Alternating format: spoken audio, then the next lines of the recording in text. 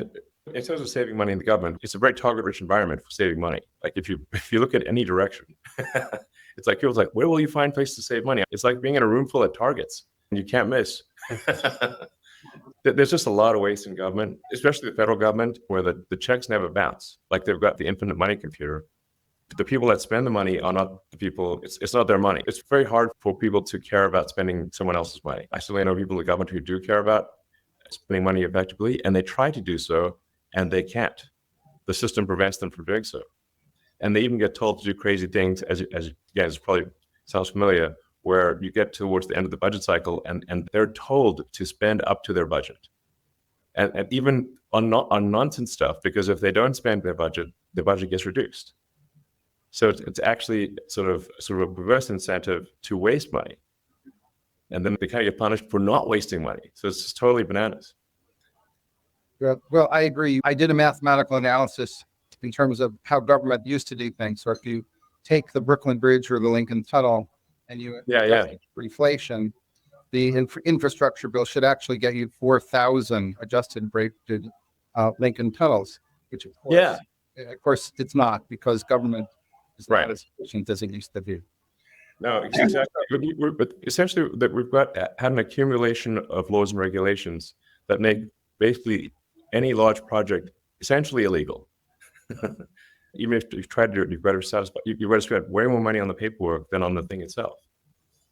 So, and then it gets delayed. There's an element of like Doge, which is very important, which is looking at regulations and getting rid of ones where the harm is worse than the good. Like you said, any given regulation, it's like, okay, there's some amount of good, some amount of harm, but what's that ratio? Is it like, and there's a lot of regulations where, frankly, they're completely nonsensical.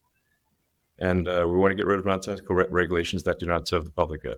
Well, Linda Yaccarino in her keynote here mentioned the Doge thing, and she got enormous applause.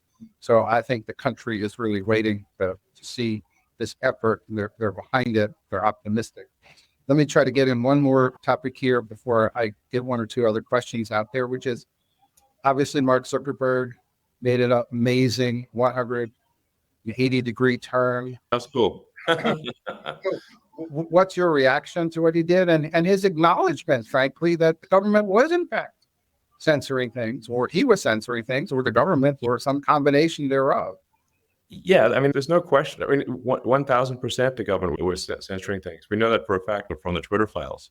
Some of the stuff was pretty illegal, frankly. The FBI had this portal into Twitter where they could spy on anything and censor anything, and had a 2-week auto delete. So we don't even know what they did, except that they had immense power to do whatever they wanted, which doesn't sound legal. That sounds pretty crazy. There was also a lot of self-censoring. There was just a lot of censoring going on.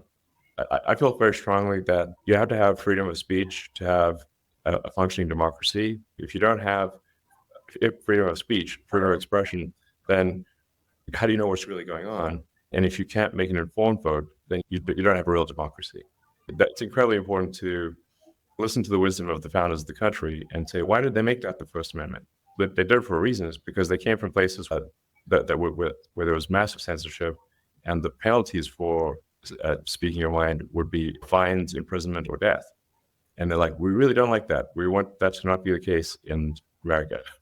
So then they, freedom of speech. So you just posted, you are the media. Citizen journalism, I mean, really becoming more and more important in the sake of media, and you see it with the wildfires here. Yeah, exactly. It really takes the citizens to report and tell people. Yeah, actually, you think of it like before the internet, you kind of had to have what I call legacy media. You had to have some aggregation points where, you'd have reporters go and find things out. Then they would go to their office, they would write up articles, they would then print those articles on paper. That paper would then be distributed. And it was kind of the only way to know what was going on. But it was very slow, especially in the old days.